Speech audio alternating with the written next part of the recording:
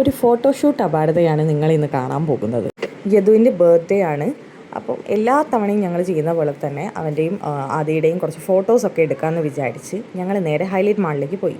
കഴിഞ്ഞ പ്രാവശ്യം ഞങ്ങൾ യദുവിൻ്റെയും ആദിയുടെയും പിന്നെ ഞങ്ങൾ ഒരുമിച്ച് 4 പേരും കൂടെയുള്ള ഫോട്ടോയും ഒക്കെ എടുത്തത് ഹൈലൈറ്റ് മാളിൽ സ്നാപ്പി ഷോട്ടിലായിരുന്നു.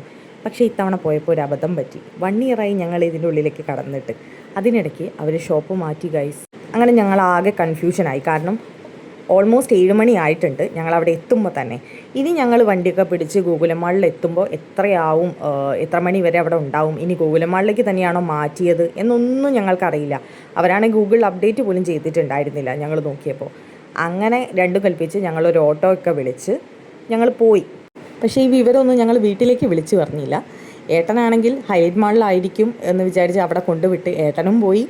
വീട്ടിൽ നിന്ന് ഞങ്ങൾ ഇറങ്ങുമ്പോൾ ഹൈലൈറ്റ് മാളിലേക്കാണെന്നാണ് പറഞ്ഞത്. അങ്ങനെ ഞങ്ങൾ തീരുമാനിച്ചു തൽക്കാലം ഫോട്ടോ ഒക്കെ എടുത്ത് കഴിഞ്ഞ് അവിടെ എത്തിയിട്ടെങ്ങാനും അറിയിക്കാം, അല്ലെങ്കിൽ ചിലപ്പോൾ പോകണ്ടെന്ന് പറഞ്ഞാലോ.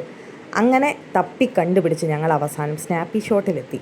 ഞങ്ങളൊരു ബാഗിലൊക്കെ 3-4 കോസ്റ്റ്യൂമൊക്കെ കുത്തിക്കയറ്റിയിട്ടാണ് വന്നത്. ആദ്യം കുറച്ച് ഇൻഡോർ എടുത്തിട്ട് പിന്നെ ഔട്ട്ഡോർ എടുക്കാം എന്നാണ് വിചാരിച്ചത്. പക്ഷേ എല്ലാം ആശാൻ്റെ മൂഡ് പോലെ ഇരിക്കും. യദുവിൻ്റെ മൂഡ് എങ്ങനെയാണോ അതിനനുസരിച്ചായിരിക്കും ഇന്നത്തെ ഫോട്ടോ സെക്ഷൻ. നിങ്ങൾക്ക് വീഡിയോ കാണുമ്പോൾ തന്നെ മനസ്സിലാവും. ഞങ്ങൾ അത്യാവശ്യം നന്നായിട്ട് കഷ്ടപ്പെട്ടിട്ടുണ്ട്. ഞങ്ങളെക്കാൾ കൂടുതൽ ഫോട്ടോഗ്രാഫർ കഷ്ടപ്പെട്ടിട്ടുണ്ട്. കഴിഞ്ഞ പ്രാവശ്യം ഇതേ അവസ്ഥയൊക്കെ തന്നെ ആയിരുന്നു, പക്ഷേ കുറച്ചും കൂടി കോപ്പറേറ്റീവായിട്ട് നിന്നിട്ടുണ്ടായിരുന്നു എന്നാണ് എൻ്റെ ഒരു അഭിപ്രായം. ഇത്തവണ അവന് വയസ്സ് കൂടുന്നതിനനുസരിച്ച് അവൻ്റെ കുരുത്തക്കേടും കൂടിക്കൊണ്ടിരിക്കുന്നത് കൊണ്ട് ഒരു തരത്തിലും പറഞ്ഞിട്ട് കേൾക്കുന്നുണ്ടായിരുന്നില്ല. ഫോട്ടോ എടുക്കാൻ വേണ്ടിയിട്ട് ഇങ്ങനെ ബാക്ക്ഗ്രൗണ്ടൊക്കെ സെറ്റ് ചെയ്യുമ്പോൾ ഞങ്ങൾ മഹേഷിൻ്റെ പ്രതികാരത്തിൽ അപർണ ബാലമുരളി പറയുന്ന ഡയലോഗായിരുന്നു പറഞ്ഞുകൊണ്ടിരുന്നത്. ഇനിയാണ് മക്കളെ ആ ഫോട്ടോ എടുക്കുന്നതിനുള്ള കഷ്ടപ്പാട് നിങ്ങൾ കാണാൻ പോകുന്നത്.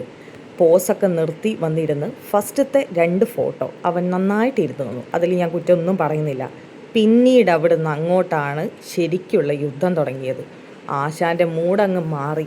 പിന്നെ പോപ്കോൺ വേണം, ഐസ്ക്രീം വേണം, പിന്നെ അത് മാത്രമല്ല മാള് മുഴുവൻ അവനെ ഓടിക്കളിക്കണം. അതൊക്കെ ഇനി നിങ്ങൾ കാണാൻ പോകുന്നതേ ഉള്ളൂ.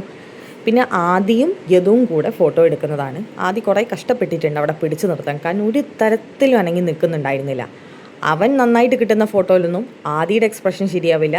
ആദി നന്നായിട്ട് നിൽക്കുന്നതിലൊന്നും അവനും നിന്നില്ല. അങ്ങനെ സെലക്ട് ചെയ്യുന്ന ടൈമിലും ഞങ്ങൾ ഒരുപാട് മെനക്കെട്ടിട്ടാണ് 2 പേരും ഒന്ന് ഓക്കെയായ 1-2 പിക്ക് ഞങ്ങൾക്ക് കിട്ടിയത്. ഒരുമിച്ചുള്ള 2-3 ഫോട്ടോ കിട്ടിയതിന് ശേഷം ആദിയുടെ സിംഗിൾ എടുക്കാമെന്ന് വിചാരിച്ചു. ആ ഒരു ഗ്യാപ്പിൽ അമൃതേശിയും മീനുവും കൂടെ ബാത്റൂമിൽ പോയിട്ട് യദുവിനെ ഡ്രസ്സൊക്കെ ചേഞ്ച് ചെയ്തു. പിന്നെ ഔട്ട്ഡോർ എടുക്കാൻ വേണ്ടിയിട്ട് ഞങ്ങൾ നേരെ പുറത്തേക്ക് പോയി.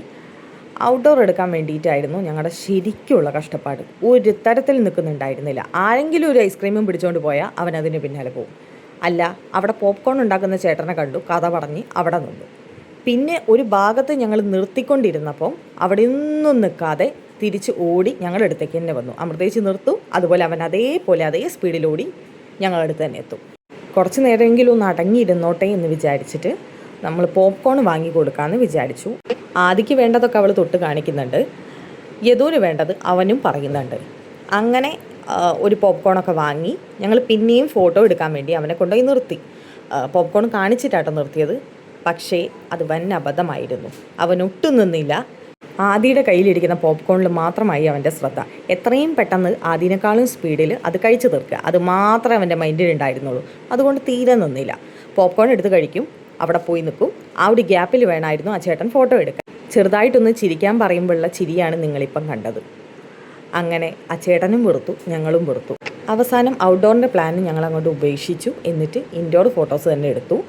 പിന്നെ ഡ്രസ്സ് മാറ്റി, ഇതായിരുന്നു അവസാനത്തെ ഡ്രസ്സ്. അതിലുള്ള ഫോട്ടോയും എടുത്ത് ഫോട്ടോ വേണ്ടതൊക്കെ സെലക്ട് ചെയ്ത് വന്നപ്പോഴേക്കും ഏകദേശം 10 മണി ആയിട്ടുണ്ട്. പിന്നെ ഫുഡ് വാങ്ങി ഓട്ടോ പിടിച്ച് ഹൈലൈറ്റിലെത്തി. അവിടെയായിരുന്നു വണ്ടി ഉണ്ടായിരുന്നത്. അവിടുത്തെ പാർക്കിങ്ങിൽ നിന്ന് വണ്ടിയൊക്കെ എടുത്ത് ഞങ്ങൾ നേരെ വീട്ടിലേക്ക് പോന്നു. പിറ്റേ ദിവസം തന്നെ ഞങ്ങൾക്ക് ഫോട്ടോസൊക്കെ അയച്ചു തന്നു. ഇതൊക്കെയാണ് അപ്പോൾ ഫോട്ടോസ്. എങ്ങനെയുണ്ട്, നിങ്ങൾക്ക് ഇഷ്ടമായോ?